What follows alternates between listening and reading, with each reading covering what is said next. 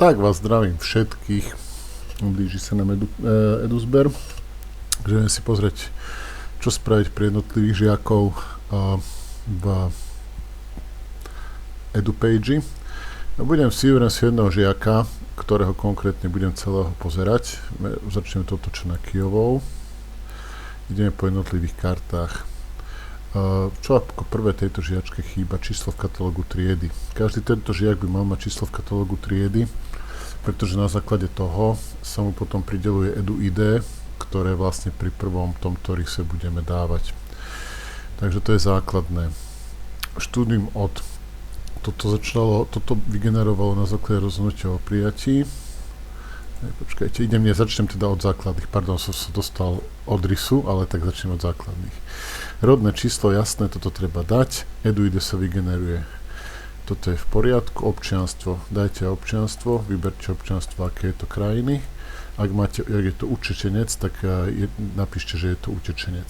Pozor, niektoré tieto údaje sa mohli načítať zo základnej školy a nemusia byť úplne správne. Hej. Takže nebolo by zlé, keby ste sa to hlavne u tých prvých ročníkov overili. Ďalej myslím si, že tu už nič také z týchto vecí nie je. Môžeme ísť ďalej. Kontakt.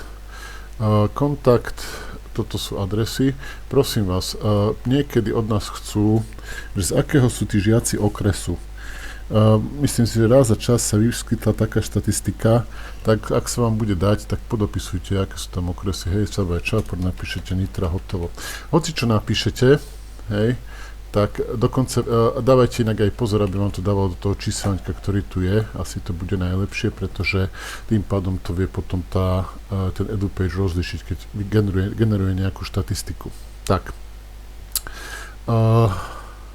Ďalej. Sú tu potom mail, je tu potom mobil. Toto by ste mohli časom vyplniť. Hlavne ten mail bude dôležitý. Dôležité je to preto, napríklad dostane žiak chorý, aby ste im vedeli posielať hesla na mail. Úplne normálna vec. Konta, čo majú, toto je vlastne konto, dá sa to konto pozrieť. Môžem, počkať, uložím to priebežne. Hej, a tu nás sú potom vlastne zobraziť, dá sa zobraziť heslo a tak. To budete vedieť potom ovládať, keď vás zároveň bude niekto chodiť, aby ste si vyberali heslo. Tak. Myslím, že z týchto ďalších vecí tu už nie je nič také potrebné. Ideme štúdium. Je tu napísané, čo je tu napísané, hej, forma štúdia, denná, vyučovacia jazyk, vidíte, toto majú pekne povyplňané všetko, hej. Typ dochádzky. Riadny, áno. Ak opakuje ročník, treba tam napísať opakuje ročník. Dátum ukončenia povinnej školskej dochádzky. Neviem, či sa toto práve pýtalo z risu, alebo tak. Myslím si, že tie risové záležitosti sú uvedené takýmito značkami, čo sú pri týchto jednotlivých položkách, lebo to sme nikdy nejako špecificky nevyplňali. Konečnú klasifikáciu to automaticky vygenerovalo. Dobre, ďalej, čo tu máme? Cudzí jazyk. Je to priradené, vidíte, prax vo firme, toto asi nemá význam, hej, to je prax, toto sa teda vyplňa. Teraz ďalej tu máme miesto, toto ale musíte vyplniť. Miesto praktického vyučovania, tak je tam v škole. Napríklad ukážem vám, všetci títo prváci majú prax v škole. Ukážeme si, ako sa to spraví, ste to nemuseli každému ťukať. Takže vlastne to, že miesto praktického vyučovania, takže ideme sem, označíme si ich. Môžete si označiť napríklad, máte stlačenú klávesu Ctrl, označiť z tohto. Áno, keď napríklad robíte viacero zmien, dáte si hromadné operácie, dáte si miesto praktického vyučovania, dáte zmeniť miesto praktického vyučovania pre týchto a vyberte im v škole. Týmto pádom budú všetci títo mať miesto praktického vyučovania v škole. Áno, zmení sa to týmto 7. Vidíte, už sa to nastavilo. Teraz napríklad chcem celej triede nastaviť miesto praktického vyučovania v škole, sú to prváci, všetci budú v škole. Môžete to spraviť buď cez Ctrl+A, hej, to sa označí celá táto, čo je, hej, to znamená všetkých 34 žiakov, alebo keď chcete označiť nejaké skupiny, napríklad kaderníkov, tak si vyberete odbor, trepnem kaderník. Hej, označíte si napríklad túto Čanakijovú a chcete až po Vargovú, chytíte Shift, stlačíte a označíte si ich.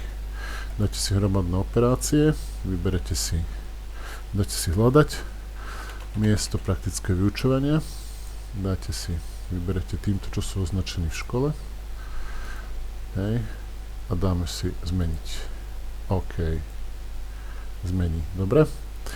Nie, samozrejme, všetci to ešte nemajú, hej. Takže teraz si dáme zase celú triedu, vypnem si filter a spravím, že Ctrl A tam dám, hej. Dám hromadné operácie, hľadať, zmeniť miesto praktického vyučovania, dám všetkým, teda vidíte, niektorí to majú už nastavené, čo sme robili tie predtým, zmeny, čo som ukážal to označovanie, teraz dám v škole a spraviť to celej triede. To som spravil ešte z Ctrl A, keď som označil vlastne všetkých žiakov bez filtra.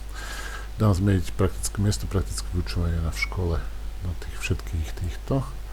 Dám OK a už vidíte, že to už spravilo, takže to je v poriadku. Dobre, idem ďalej pokračovať tu Čanakijovu. Štúdium, toto sme si zmenili, hodiny má nahádzané z rozvrhu. Dal by som ešte takúto vec, náboženská výchova, toto by som nevyplňal, dobre.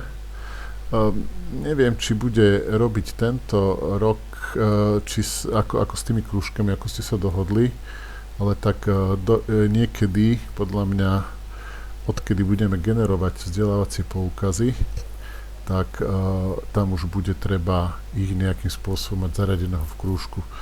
To vám ale povie už asi pani zástupkyňa, lebo tieto termíny ja nesledujem. Dobre, ďalej. Vysvedčenia, to sa tam nepíšete nič. Zdravie, toto sme nevyplňali, takže zatiaľ sme toto neriešili.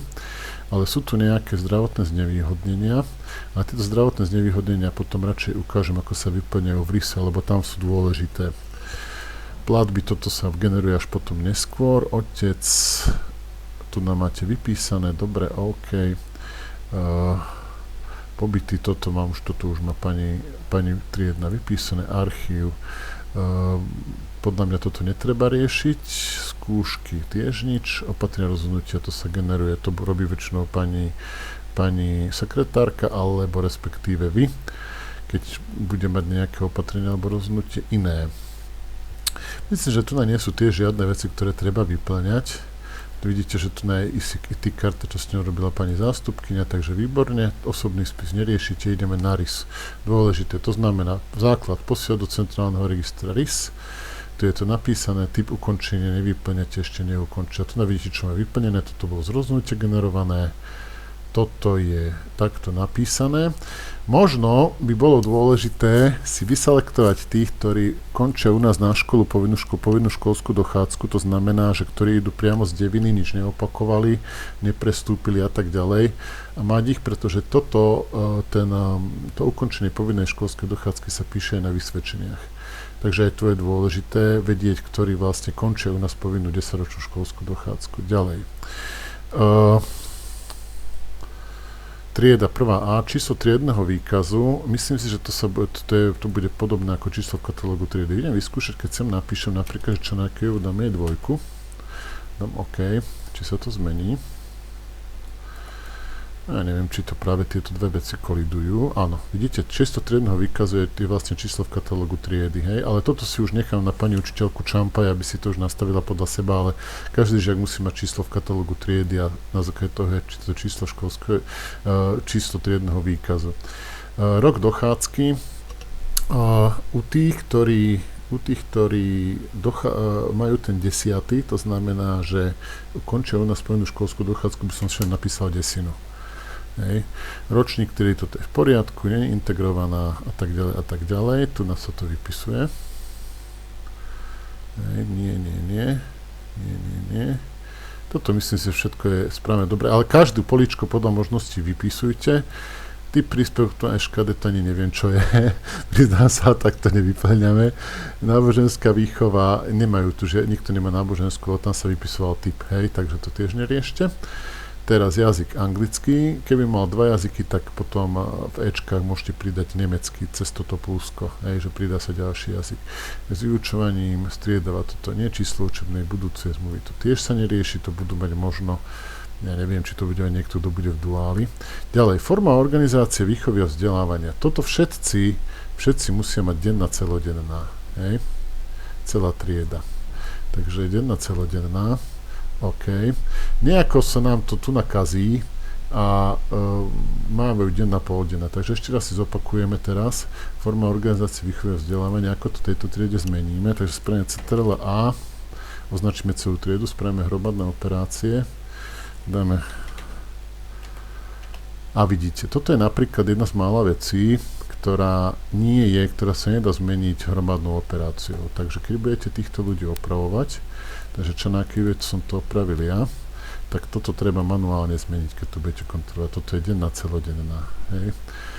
Nesmie tam byť tá denná, poldenná, musí byť denná, celodenná. Neviem, prečo sa to deje, ale tak niekedy asi v nejakom konaní prijímacom, alebo čo sa to tam raz zaznačilo, odtedy tomu hrabe. Dobre, toto je nie, vidíte, toto využívanie vo väzbe nie, špeciálny vzdelávací program nie.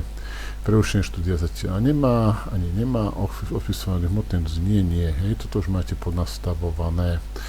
Dobre, ďalej. Označiť primárny materinský jazyk. Primárny materinský jazyk je ďalšia taká blbina, ktorá sa nedá spraviť hromadnou, takže toto treba spraviť manuálne. Po každého. Žiaľ Bohu, je to tak, čo už s tým sa dá robiť. Myslím si, že ostatné veci z tohto sú asi aj potom jasné utečenec, a tu je zdravotné znevýhodnenie. Keď sú zdravotné znevýhodnenie áno, tak by sa tu nám malo niekde vyhodiť, že typ zdravotného znevýhodnenia, ale tu nám vrátime, je to, že nie. Dobre, takže takto zatiaľ. Myslím, že toto je všetko, OK. Registratúra, to sa už netýka vás. Dobre. Takže môžem toto uložiť. OK. Teraz, toto je prvá časť, toto je prvé vlastne video, ktoré som k tomuto chcel spraviť. Možno ešte jedno video o zdravotných znevýhodneniach, lebo to si ešte musím trošku pozrieť, ako sa to robí. No. A kde som? Tu som.